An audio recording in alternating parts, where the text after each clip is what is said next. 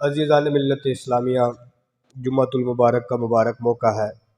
अल्लाह पाक हम सब की इस मुबारक हाज़िरी को अपनी बारगाह में कबूल फरमाए।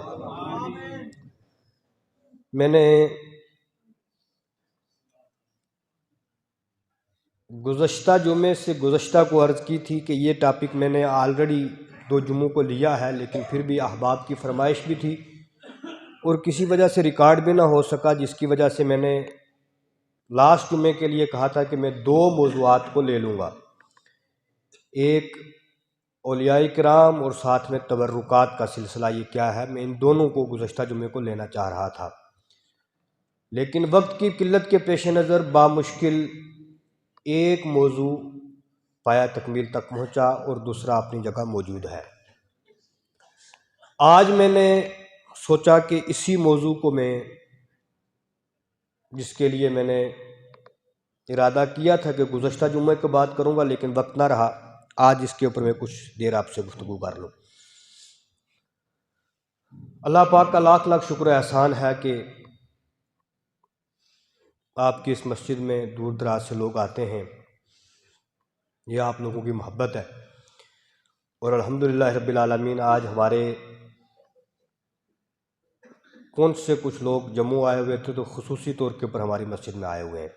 अल्लाह पाक उन सबको भी आबाद फरमाए और अल्लाह करे कि ये हमारी मोहब्बत दीन के लिए रहे। जब तक मैं हक पर हूँ, अल्लाह पाक मेरी मोहब्बत आपके दिलों में रखे और अल्लाह पाक मेरा भी खात्मा बिल खैर फरमाए, आपका भी खैर फरमाए। अल्लाह पाक हम सबको तकब्बुर से, रियाकारी से महफूज अता फरमाए।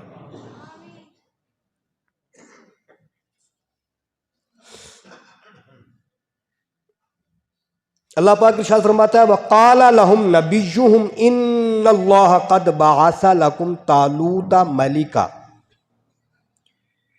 ये दूसरा पारा है और आयत नंबर 247 247। और उनसे उनके नबी ने फरमाया, बेशक अल्लाह ने तालूत को तुम्हारा बादशाह बनाकर भेजा है। थोड़ा सा आयत का पहले बैकग्राउंड समझ जाएंगे तो फिर बाआसानी बात समझ में आ जाएगी। पूरी तवज्जो आपकी मेरी तरफ रहे। अल्लाह पाक ने जब हजरत आदम अलैहिस्सलाम को पैदा फरमाया, जमीन पर भेजा, अल्लाह पाक ने साथ में एक संदूक भेजा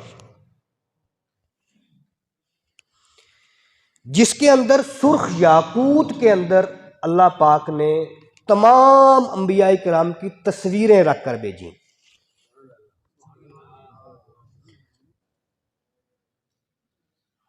आका करीम सल्लल्लाहु अलैहि वसल्लम की तस्वीर इस हाल में कि हुजूर अपने घर में खड़े होकर नमाज पढ़ रहे हैं, वो भी उस संदूक के बीच में अल्लाह पाक ने भेजी।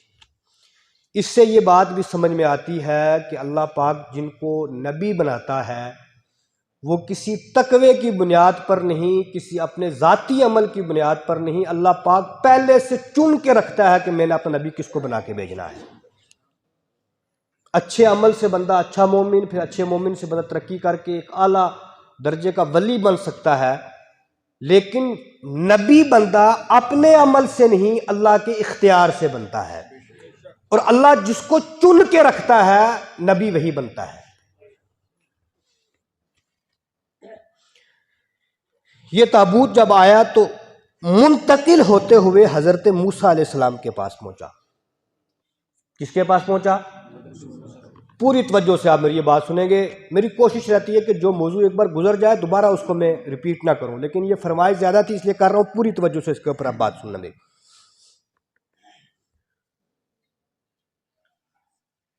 हजरत मूसा अलैहिस्सलाम के पास आया तो सबसे बड़ी जो उम्मत पीछे गुजरी है उस उम्मत का नाम बनी इसराइल है।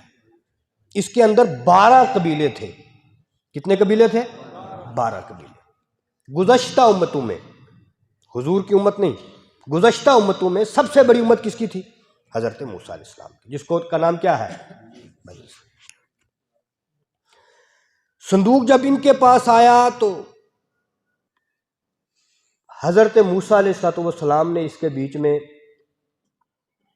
जो इजाफा किया, अपने भाई हारून अलैहिस्सलाम का जो जुब्बा था वो भी इसके बीच में रखा।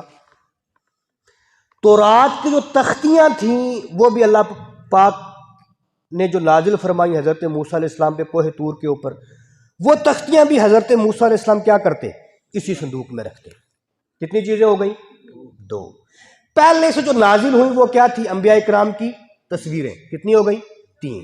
तवज्जो रखना आप, वो जो असाए मूसा है जिसका कुरान पाक में जिक्र है, और जिक्र कैसे है? अल्लाह पाक हज़रत मूसा अलैहिस्सलाम से पूछता है सवाल, मूसा ये असा है तुम्हारे पास, इससे क्या करते हो? अब यही अगर हदीस होती, ये बात किसी और के बारे में होती, कोई समझने वाला ये कहता है कि अगर इल्म होता नबी को तो फिर क्यों पूछते क्या करते हो? तो फिर इधर तो अल्लाह पाक पूछ रहा है हज़रत मूसा को कि ए मूसा इस असा को, तो फिर ये एतराज़ आपका वहाँ भी तो पहुँच सकता है। लिहाजा खाली मैं बात थोड़ा सा टच करने के लिए, क्योंकि मौजू मेरा वो नहीं है। अल्लाह पाक हज़रत मूसा से पूछता है, मूसा इस असा से क्या करते हो? क्यों पूछ रहा है? रब को पता है, रब ने भेजा है कि ए मूसा ये तुम जब डालोगे तो यह अस्तहा बन जाएगा। रब ने दिया है, वो जानता है कि नहीं जानता? रब क्यों पूछता है? रब अपने नबी से लाड करता है, प्यार फरमाता है। फरमाया मूसा ये असे से क्या करते हो? कहा मैं इसके ज़रिए अपनी बकरियों को जब पत्ते खिलाता हूँ तो ऊपर करता हूँ, नीचे करके पत्ते खिला लेता हूँ। जब चलने के लिए होते हो तो उसको हाथ में पकड़ लेता हूँ। और फिर ये मौजज़ाती असा है, जब जादूगरों के सामने जाता हूँ तो फेंकता हूँ, उनके बड़े बड़े अस्तहाओं को ये एक इशारे में निकल जाता है। वो असा भी हज़रत मूसा अलैहिस्सलाम ने कहाँ रखा? इसी संदूक में। अब आगे सुनना, हज़रत मूसा अलैहिस्सलाम ने अपना इमामा शरीफ भी उतारा तो इसी में रखा। अपने नालेन मुबारक भी किसने रखे? इसी में रखे।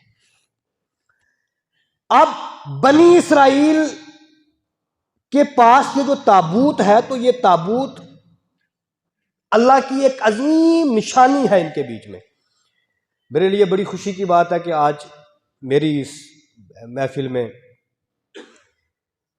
मेरे इब्तदाई जो दर्जे हैं आलमियत के, उसके बड़े अजीम उस्ताद हज़रत मौलाना कासिम रज़ा साहब तशरीफ़ फरमाएँ। और ये इन्होंने फरमाया है कि मैं शफ़क़त के तौर के ऊपर आपके सुनूंगा। ये मेरे लिए एक बड़े फ़ख्र की बात है। अल्लाह पाक हज़रत को दीन दुनिया की नियामतों से माला माल अता फरमाए। अल्लाह पाक इनका साया हमारे सरों पे कायम दायम अता फरमाए। खैर,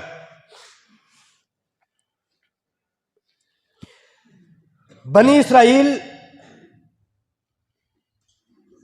के पास ये ताबूत है, तो करते क्या है बनी इसराइल? जब कभी जंग आती है तो इस ताबूत को आगे साथ ले जाते हैं, संदूक को आगे रखकर दुआ करते हैं और इस संदूक के जरिए अल्लाह पाक से फतह तलब करते हैं। क्या करते हैं?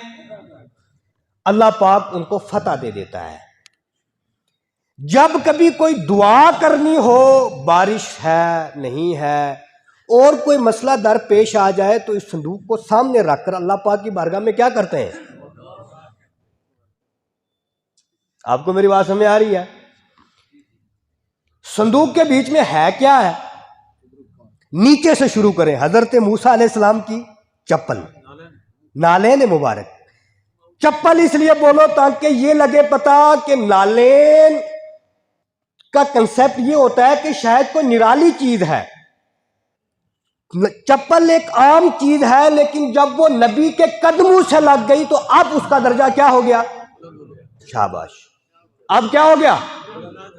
अब बुलंद हुआ, तो इतना बुलंद हुआ कि वो संदूक में है।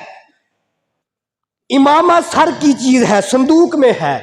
असा है, हाथ में रखने की है। बकरियों को पत्ते खिलाते हैं, हाथ में रखते हैं, आम सी चीज है। लेकिन निस्बत नबी से है तो दर्जा ये है कि जब जब उसके जरिए से दुआ मांगी जाती है अल्लाह पाक कबूल फरमाता है। आ गई मेरी बात समझ में आपको? लगता क्या है, कुछ लोग कहते हैं ये क्या करते हैं, ये क्या तबर्रुकात, ये क्या है। असा आम था लेकिन हाथ किसका लगा है? थी पहले चप्पल जब तक मूसा अलैहिस्सलाम के कदमों में ना आई थी। कुर्बान जाऊं उन मुबारक कदमों के ऊपर। जब पांव में आके मूसा अलैहिस्सलाम के साथ टच हो गई, अब वो ताबूत सकीना का हिस्सा बन गई।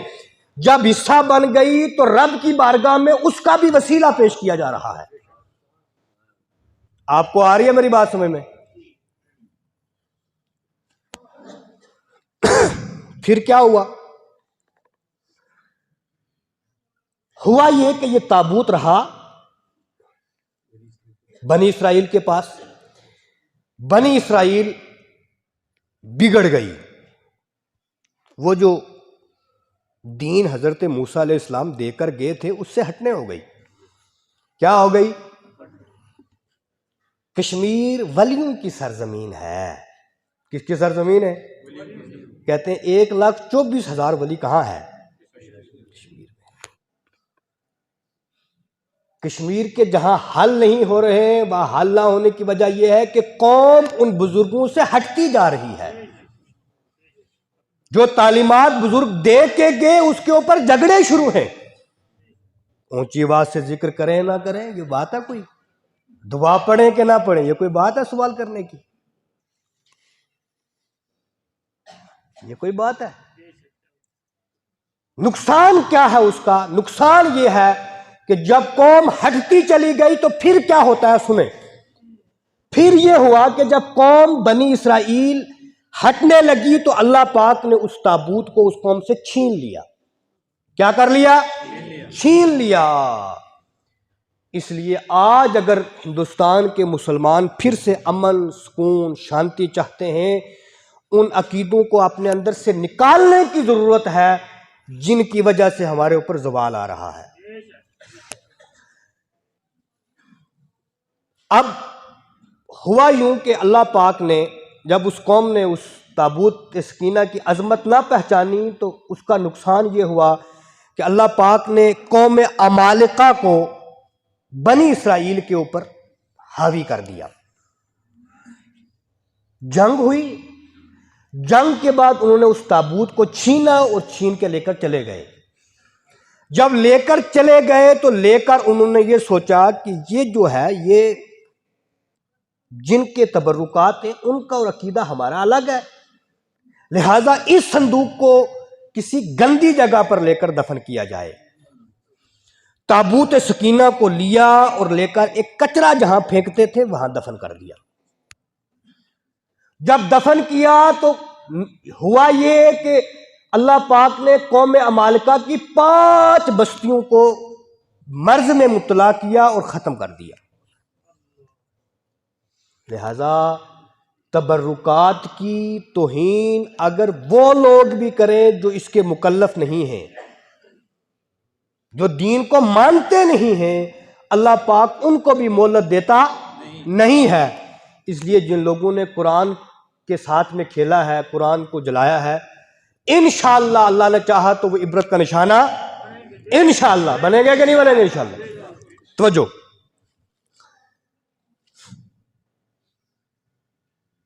जब इधर ये हालत हुई कौम की तो इधर बनी इसराइल परेशान हो गए। परेशान होकर उस वक्त के नबी हजरत शमवील अलैहिस्सलाम के पास गए, जाकर अर्ज की कि ए शमवील अलैहिस्सलाम, आप किसी एक बंदे को हमारा बादशाह मुकर्रर कर दें। क्या कर दें? क्योंकि कौमें हमारे साथ जंग कर रही हैं और हम हारते जा रहे हैं, एक किसी को हमारा नुमाइंदा बना दें। आप कुरान पाक की आयत समझें तो बात जल्दी समझ में आ जाए। कुरान पाक ने फरमाया वक़ाल लहुम नबियुहुम इन्नल्लाह क़द बअसा लकुम तालूत मलिका। जब उन्होंने ये आरजू की ना कि ए अल्लाह के नबी, आप किसी एक बंदे को हमारा क्या कर दें? बादशाह मुकर्रर कर दें। हजरत शमवील अलैहिस्सलाम ने जवाब दिया इन्नल्लाह कद बाअसा लकुम तालूत मलिका, बेशक अल्लाह ने तालूत को तुम्हारा बादशाह बनाकर भेजा है। ये तालूत कौन थे? तालूत इनका नाम इसलिए पड़ा था कि ये लंबे बहुत थे कद के। हजरत याकूब अलैहिस्सलाम की जो औलाद है इसमें दो सगे भाई थे, हजरत यूसुफ अलैहिस्सलाम और हजरत बिनयामीन अलैहिस्सलाम। कुछ लोग कहते हैं बिनयामीन, बीन नहीं है, क्या लफ्ज़ है? बिनयामीन, मीम के साथ। हजरत तालूत अलैहिस्सलाम हजरत बिनयामीन की नस्ल में से थे।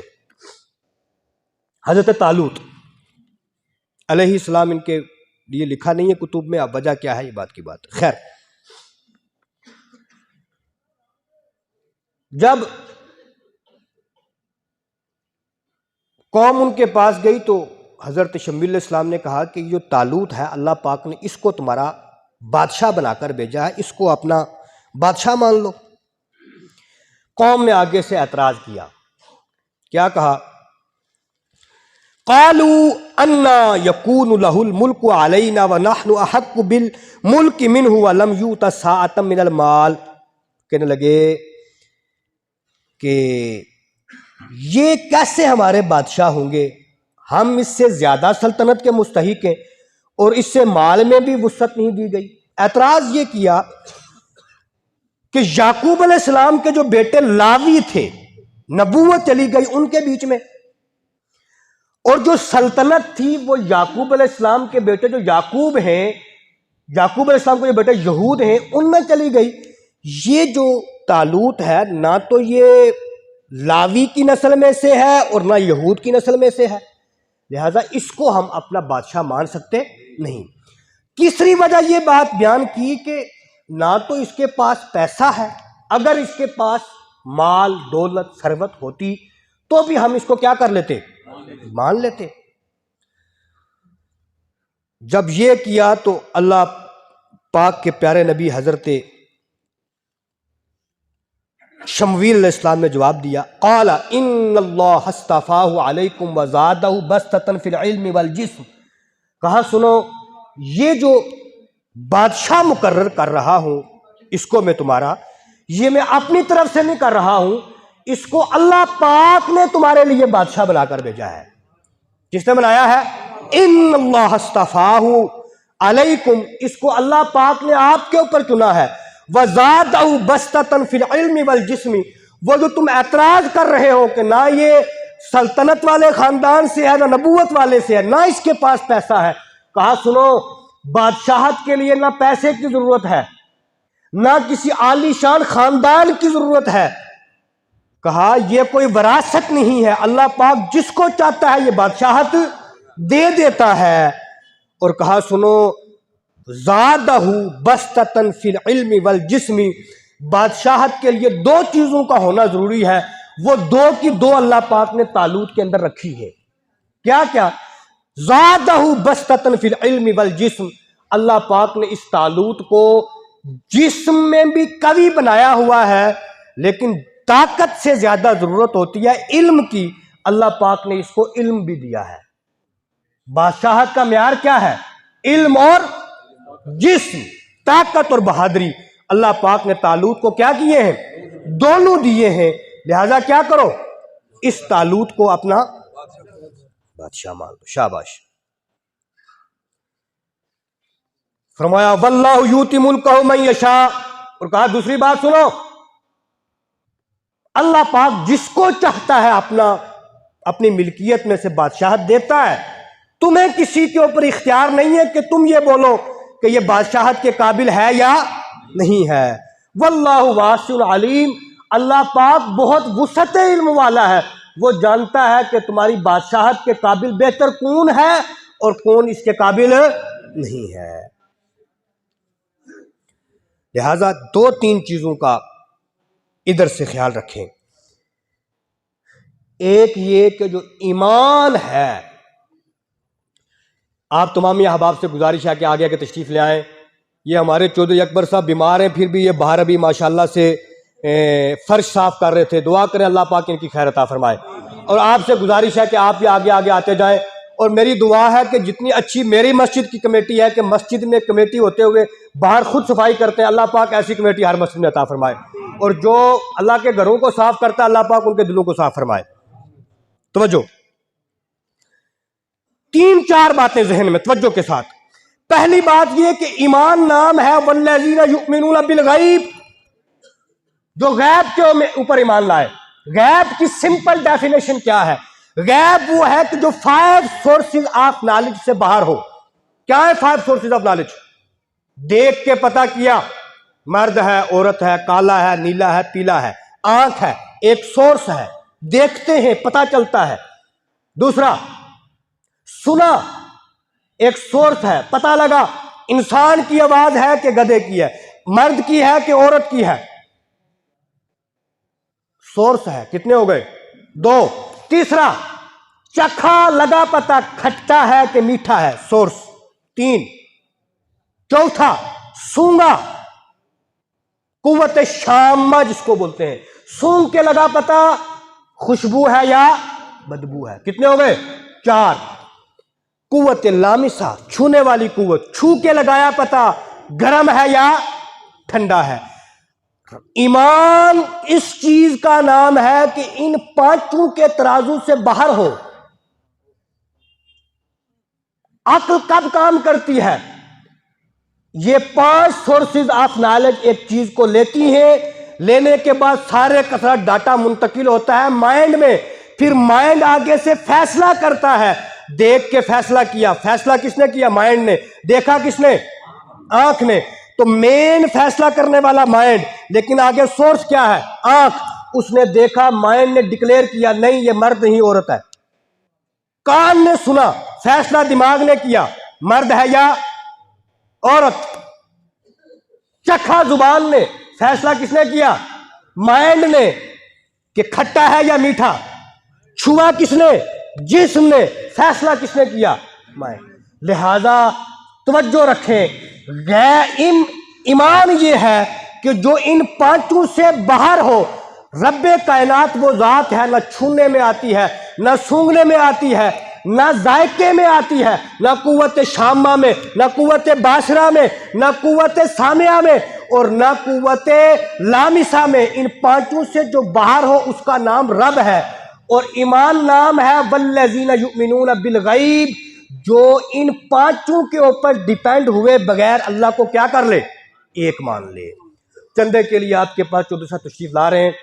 मेरी आपसे गुजारिश है कि मस्जिद का काम चल रहा है, सीमेंट वाले का कर्जा भी बाकी है, मिस्त्रियों का भी है, आप अहबाब ताउन करते हैं, इसमें कोई शक की बात नहीं। अल्लाह पाक आप सबका बेड़ा पार अता फरमाए। अल्लाह पाक आपके जान माल इज़्ज़त आबरू की हिफाजत फरमाए।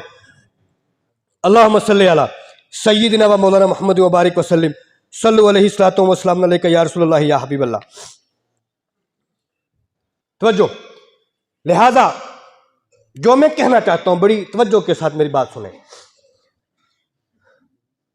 सबसे पहली बात, जब आप ईमान के दायरे में आ गए तो फिर हालात क्या कहते हैं, हालात के मुताबिक दीन को मत डालें, दीन के मुताबिक हालात को डालें। हमारी आज सबसे बड़ी परेशानी क्या है? हर तीसरा बंदा कहता है मौलवी साहब वो तो ठीक है, लेकिन हमें तो फिर दुनिया भी देखनी पड़ती है। तुम्हें तुम्हारा नबी कौन सा दीन दे के गया माज़अल्लाह की जो दुनिया के मुताबिक नहीं? दीन वही है, लेकिन तुम अभी मोमिन नहीं बने। जिस दिन तुम मुसलमान बन जाओगे उस दिन तुम दिलो दिमाग को रब के हवाले कर दोगे। किसके हवाले? दुनिया के सारे कानूनों को लाकर मोहम्मद अरबी के कदमों में डाल दोगे। इसीलिए कुरान पाक ने सबसे पहले कहा पहली बात यह है ज़ालिकल किताबु ला रैब फीह, ये वो किताब है जिसमें शक व शुबा की कोई गुंजाइश नहीं। कहा दूसरी बात यह है ये किताब हिदायत वाली है मुत्तकीन के लिए। And who is the Muttaqi, Muttaqi कौन है? कहा उसकी 5 अलामतें हैं। 5 में से पहली ये है कि जो अक्ल के घोड़े दौड़ाना छोड़ दे। वल्लज़ीना युमिनूना बिल गैब, जो बगैर देखे, बगैर सोचे, बगैर समझे अल्लाह को क्या कर ले? एक मान ले। लिहाजा जब दीन की बारी आ जाए, कुरान की बारी आ जाए, जब कोई कह दे कि हुजूर की हदीस ये है, उस मसले के अंदर अगर कोई शख्स आगे से ये कहे अक्ल इस बात को नहीं मानती है, तो उसको समझना चाहिए कि उसने अभी कुरान पाक की पहली आयत को भी पढ़ा हुआ। इसलिए कि रब वो है जो आपकी अक्ल से बाहर है, अक्ल से तो है ही बाहर है। रब उस चीज का नाम है जो 5 सोर्सेज ऑफ नॉलेज से भी बाहर है। जिस चीज से अक्ल काम करती है, रब उन सोर्सेज से भी क्या है, बालातर है। और रब का दिया हुआ जो निजाम है दीन इस्लाम, वो भी हमारी समझ में आए या ना आए, लेकिन वो कायनात का सबसे खूबसूरत दीन है। अब इसी बात को ज़हन में रखते हुए थोड़ा सा आगे चलें। कौम ने अल्लाह पाक की बारगाह में अपने रब के फैसले के आगे अपने अंदाजे लगाए, तखमीने लगाए। मेरी राय यह है, जिस तरह हम कहते हैं, वो जो आप कह रहे हैं मौलवी साहब वो भी ठीक है, लेकिन मेरी राय यह है। अगर मौलवी साहब अपनी बात करते हो तो उसको मुंह के ऊपर हाथ रख के टेप भी लगा दो, मुझे कोई एतराज नहीं। लेकिन अगर वो दीन मुस्तफ़ा की बात कर रहा है तो फिर गर्दन क्या कर लो, झुका लो। इसलिए कि जो कौम रब के दीन के आगे अपने तखमीने पेश करती है, वो मोमिनों वाले काम करती। अब थोड़ी सी तवज्जो में आपको बड़ी अहम रुकन की तरफ चाहूं। एक आदमी ने पूरी उम्र कोशिश की, हमारे पास ऐसे भी बुजुर्ग मौजूद हैं जिन्होंने पूरी उम्र 1000 रुपया 2000 रुपया कमाए, आखिरी उम्र के ऊपर पहुंचे हुए हैं। वो कहते हैं पासपोर्ट बने, खाली उम्रा करके वापस आ जाएं। हज की ताकत नहीं है, पैसा ज़्यादा लगता है। इतनी कोशिश करने के बाद दिल में कशिश है, कहाँ जा रहे हैं? थोड़ी तवज्जो चाहूँगा आपकी इधर। वहाँ जाके करना क्या है आपने? अल्लाह पाक है, अल्लाह मकान से भी पाक है। जब मकान से पाक है तो फिर अल्लाह के घर का तो कोई कंसेप्ट नहीं है ना। घर किसके लिए होता है? रहने वालों के लिए। लेकिन खाना काबा को क्या बोलते हैं? अल्लाह का घर। क्यों बोलते हैं? इसलिए नहीं कि वो रब वहां रहता है, माज़अल्लाह, वो रहने से बैठने से क्या है? पाक है। फरमाया लोगों, ये सबसे पहली वो जगह है कायनात की जो मारिज वजूद में आई, और इससे मैंने पूरी दुनिया का निज़ाम बख्शा है। ये मेरा घर है, मैं वजूद से पाक हूं, वाजिबुल वजूद हूं, लेकिन जो जिस्मानी वजूद है उससे क्या हूं? पाक हूं। ये दुनिया के अंदर तुम्हारे लिए मेरा घर है। घर मेरा किसके लिए है? तुम्हारे लिए है, ताकि तुम इसके इर्द गिर्द आके चक्कर मारकर अल्लाह को क्या करो। अगर तुम्हारे जहन में ये बात है कि तौहीद का कंसेप्ट ये है कि अल्लाह के अलावा किसी को नहीं मानना, तो फिर खाना काबा के इर्द गिर्द चक्कर क्यों मारते हो? इतनी कोशिश करके 2 लाख रुपया खर्चा करके चक्कर मारने गए। कहां जा रहे हो भाई साहब? क्यों जा रहे हो? अल्लाह पाक घर से पाक है। फरमाया मैं घर से पाक हूं, मुझे जिस्म से पाक हूं मैं। ये मेरा घर इसलिए है कि इसके अंदर मेरी खुसूसी तजल्लियात मौजूद है। पुकारो मुझे आकर। पुकारते क्या है? लब्बैक अल्लाहुम्मा ला शरीका लका इन्नल हम्दा वन निअमता लका वल ला शरीका लका लब्बैक। कहा पुकार ये तुम किसी भी जगह से सकते थे, लेकिन ये घर है, सबसे पुराना घर है। इसको इब्राहीम अलैहिस्सलाम ने और हजरत इस्माइल ने बनाया, उससे पहले फरिश्तों ने इसकी तामीर की। लिहाजा इस घर के पास आके जब तुम्हारी पहली नजर पड़ेगी, मैं तुम्हारी दुआ को सबसे पहले कबूल फरमा लूंगा। वही रब जो कहता है इन्नी अक़रबु इलैहि मिन हब्लिल वरीद। लोग कहते हैं आस्थानों पे जाके क्या करते हो? रब तो शाहरग से ज्यादा करीब है। तो फिर भाई साहब ये जो लोग उम्रे पे जा रहे हैं इनको भी कोई दर्श दो कि जो रब शाहरग से ज्यादा करीब है, बाबा ये क्यों परेशानी करके खाना काबा में जा रहा है? रब तो जिस तरह इस घर से, ये भी अल्लाह का घर है, अल्लाह पाक इसका भी मोहताज नहीं। अल्लाह इधर भी नहीं रहता, वो रहने से पाक है। इसी तरह खाना काबा भी अब वहां भी अल्लाह पाक रहता नहीं है, लेकिन वहां अल्लाह की रहमतें क्या है, ज्यादा है, ज्यादा नाजिल होती हैं। फरमाया वहां जाके चक्कर मारो, अल्लाह पाक की बारगाह में दुआएं करो, अल्लाह पाक क्या करेगा, कबूल फरमाएगा। थोड़ा और आगे बढ़ो, थोड़ा सा आगे गुजरे, कहा वत्तखिजू मिन मकाम इब्राहीम मुसल्ला, कहा ये जगह जहां वो पत्थर लगा है, कौन सा पत्थर, पूरी उम्र हजरत इब्राहीम अलैहिस्सलाम पत्थरों के ऊपर चलते रहे, पूरी उम्र चलते रहे। लेकिन एक दिन क्या हुआ, दिल में ख्याल आया, या अल्लाह वो जो आखिरी नबी आने वाला है, जो सब नबियों का सरदार होगा, सबसे आला होगा, या अल्लाह मुझे तूने नबियों का सरदार, नबियों का दादा बना दिया, लेकिन मौला तुझसे मेरी दुआ है कि वो जो आखिरी नबी आएगा उस नबी को भी मेरी पुश्त में कर देना, उस नबी को भी क्या कर देना। जब दुआ मांगी तो एक पत्थर पे थे, पूरी उम्र पत्थरों पे गुजरी, उस पत्थर के ऊपर निशान पड़ गए। निशान इसलिए पड़े कि ये कोई आम पत्थर नहीं, इस पत्थर पे खड़े होकर इब्राहीम अलैहिस्सलाम ने दुआए मुस्तफा मांगी है। फरमाया इस पत्थर को उठाओ, उठाकर इस दीवार के अंदर लगा दो। जब लगा दिया तो कहा लोगों तुमने नमाज पढ़नी किसके लिए, सजदा किसके लिए करना, जब तवाफ करना तो मेरे घर का करना, करना भी किसके लिए, कहा जब तवाफ से फारिग हो जाओ, ये जिस पत्थर के ऊपर इब्राहीम ने खड़े होकर दुआए मुस्तफा मांगी थी, इसके बराबर में खड़े होकर वाजिब तवाफ के 2 रकअत अदा करना, अगर ना किया तो उम्रा मुकम्मल नहीं, हज मुकम्मल नहीं। What's the basic concept, why, क्यों जरूरी है, कहा जरूरी इसलिए है ये वो पत्थर है जिस पत्थर पे खड़े होकर इब्राहीम ने दुआए मुस्तफा मांगी। आगे बढ़े, आप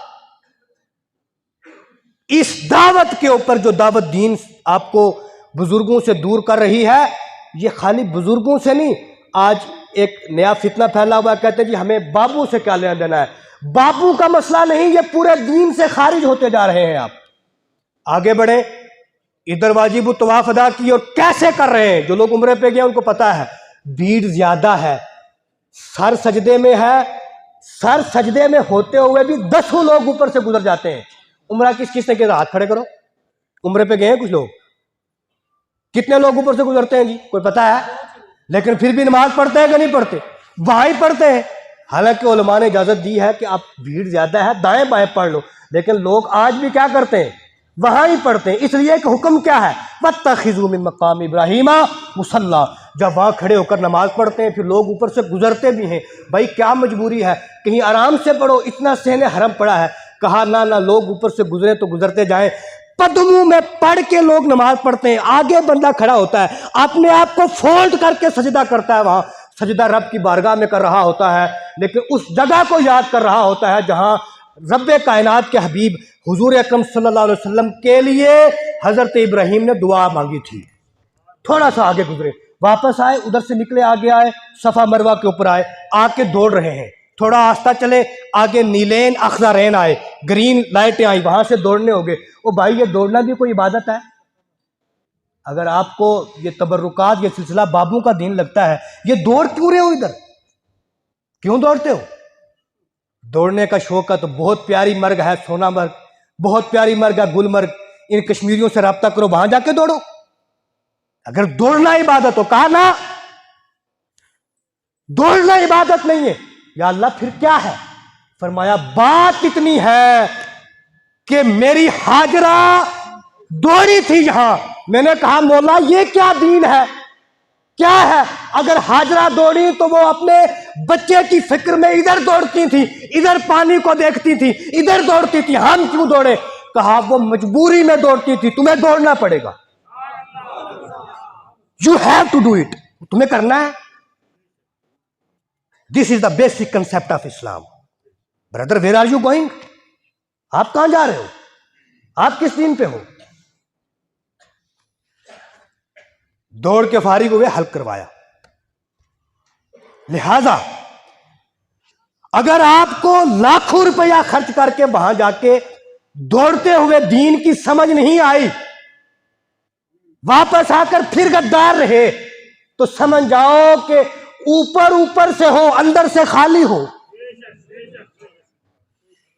फिर पलट के वापस आ जाओ। वल्लज़ीना युमिनूना बिल गैब, अंदाजे तखमीने लगाने छोड़ दो। ये इस्लाम है, ये रब का दीन है।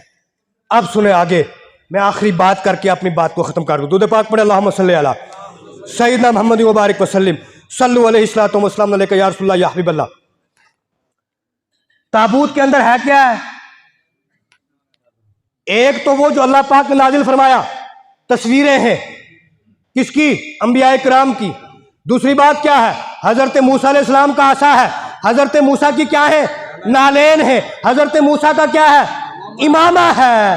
होता क्या है इस ताबूत से? होता यह है, जब इसको सामने रखकर दुआ मांगी जाए तो अल्लाह पाक कबूल फरमाता है। अगर खाली और नालेन रखे हैं उसमें, अगर जो रब मूसा के नालेन का वसीला कबूल फरमा सकता है, वो किसी अपने दोस्त और यार और अपने महबूब का वसीला नहीं मानता, तो हम किस दीन के ऊपर हो? अब सुने आगे, तवज्जो रखना पूरी, इस आयत को सुने और बात को खत्म कर दें। कौम ने एतराज क्या किया? कौम ने कहा ना, नबी बल हमारा जो बादशाह मुकर्रर हो, या तो वो किसकी नस्ल से हो, हजरत याकूब के बेटे लावी की से हो, या किससे हो, याकूब अलैहिस्सलाम के बेटे हजरत यहूद की नस्ल से हो। ना इसके पास माल है ना दौलत है, कैसे हो? कहा ये रब का फैसला है। ये किसका फैसला है?